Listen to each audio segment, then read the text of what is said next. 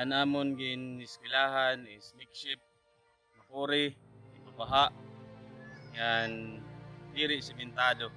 Naura naturo. Mao ini ang kamutangan nga maiha na nga ginaantos sa mga taga-barangay Manahaw, Pambuhan, Northern Samar.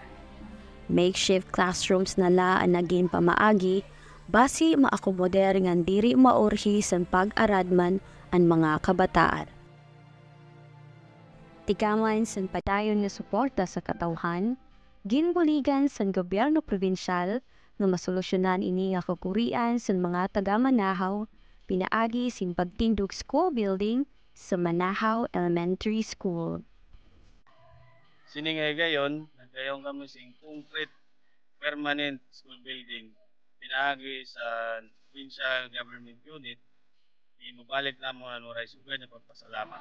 Ini na po mapulig sa namon mga kabataan na gagamiton sa grade 3 and 4, 5 and 6. Ang eskwelahan mayoon duha nga classrooms, tulo nga CR, bag-o nga pintar, ng rampa para sa mag-PWD.